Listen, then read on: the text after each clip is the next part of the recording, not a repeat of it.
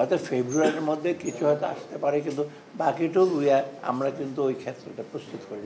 রাখতে তারা বাধ্য, কারণ যে প্রসেসগুলো আমরা চালু করলে এটা ছাড়া তো টাকা ফেরত আনতে পারবে না। তো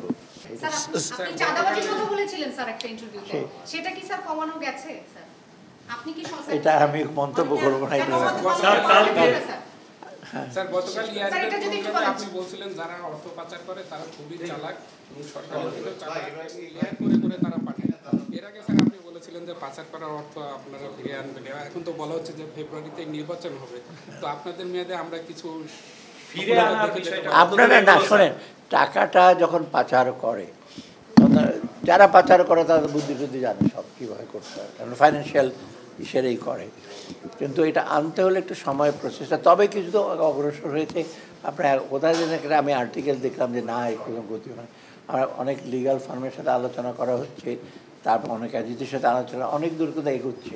হয়তো ফেব্রুয়ারির মধ্যে কিছু হয়তো আসতে পারে, কিন্তু বাকিটুকু আমরা কিন্তু ওই ক্ষেত্রটা প্রস্তুত করি। কারণ এই ফর্মালিটিস কিন্তু কোনো সরকারি কিন্তু অ্যাভয়েড করতে পারবে। মনে করেন বললাম যে টাকা দিয়ে দাও সেন্ট্রাল ব্যাংকে, সুইস ব্যাংকে বলে দিলাম টাকা দিয়ে দাও, দেবে না তো। ওটা আপনার লিগাল ওয়েতে যেতে হবে, সেটা তো অলরেডি কিন্তু আমরা ইন প্লেস। আপনারা জানেন 11টা 12টা তো একদম হাই ইসেতে প্রায়োরিটিতে আমরা দেখছি, আর বাকিগুলো যে 200 কোটি টাকার বেশি যাদের তাদেরকেও কিন্তু ধরা হচ্ছে। আপনার শুরুতেই বলেছিলেন যে অর্থ পাচার করা ফিরিয়ে আনবেন, 1 বছর পার হয়ে গেছে।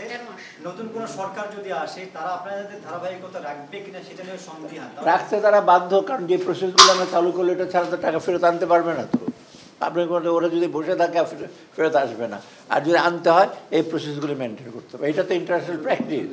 এটা ছাড়া কীভাবে আনবে?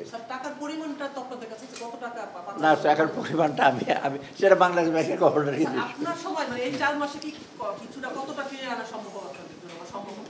না, এই অঙ্কটা তো আমি বলতে পারবো। আচ্ছা, কিছুদিন পরে দেখি বাংলাদেশ ব্যাংকে এটা একটা কম্প্রিহেনসিভ ইসে দেবে, একটা রিভিউ আমরা করছি যে কী কতটুকু আনা যায়। কত অলরেডি কিন্তু আপনারা জানেন অ্যাসেট ফ্রিজ করা হয়েছে বাইরে বেশগুলো, কতগুলো দেশকে, কোথাও ওদের টাকা আছে, কোথাও অ্যাকাউন্ট আছে, কোন কোন দেশে ওদের পাসপোর্ট আছে, সেটাও কিন্তু তথ্য আছে। এখন বাকিটুকু কাজ করতে যতটুকু সময় লাগে।